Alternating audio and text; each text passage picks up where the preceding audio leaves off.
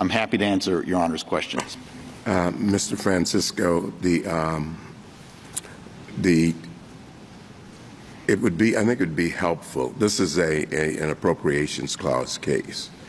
And you seem to suggest that there's a spillover into separation of powers issues, non-delegation issues, without telling us precisely how we run into that problem and what the constitutional problem is. So we need a finer point.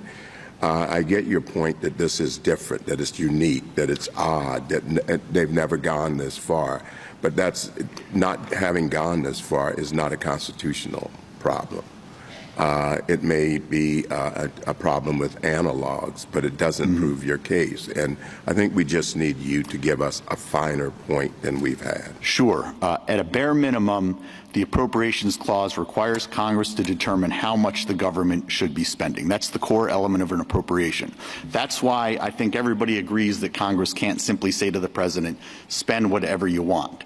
But but this is functionally no different when you're saying to an agency, spend whatever you want in perpetuity as long as you don't exceed a number so high it's almost never relevant. I think that's why this unique constellation of factors is so uniquely problematic. But Mr. Francisco, I'm sorry, where do you get that from? So you said the definition is what now? I think the core element of an appropriation is that Congress has to, at a minimum, determine the amount that the government should be spending. A fixed amount? It can't do it by a cap. It has to be a fixed amount. Yes, Your Honor. I think it has to set the amount that it should be spending. It can leave some play in the joints, as it did in the founding era sums not exceeding statutes. Remember, those were annual appropriations. Okay, so where do you get that from? Your Honor, I think that, so I get it from, I think, the text of the Appropriations Clause. I think that's the core element of an appropriation, but I also do think— I'm sorry, the word appropriation, like what in the text of the Appropriations Clause makes it so that the requirement is that the government can only, or the government has to fix the amount? Three things, Your Honor. Yes. The first is, I think that it is inherent in what an appropriation is. It's got to be the authorization to spend an amount of money.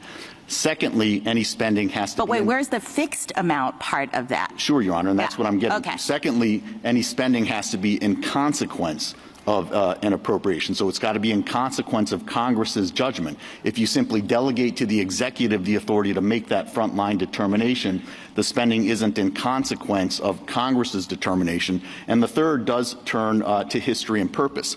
The whole point of separating the sword from the purse is to protect individual liberty. If you allow Congress to essentially transfer its authority to pick the appropriation to the executive branch— But it's not a transfer. So what if I defined appropriation differently?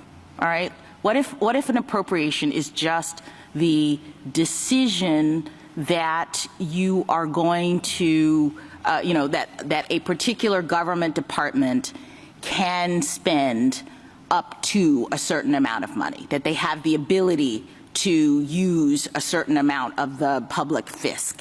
What if that's my starting definition? Well, Your Honor, if that's your starting definition, then I think you've adopted a definition of appropriation that does, in fact, allow Congress to essentially let the president pick his own appropriation. And but if that's the definition in the Constitution, then I'm not allowing anything. That's what the Constitution says. Yeah, if you think that the Constitution allows Congress to essentially say to the executive, you pick the number, spend whatever you want forever, I would agree. I would lose this case.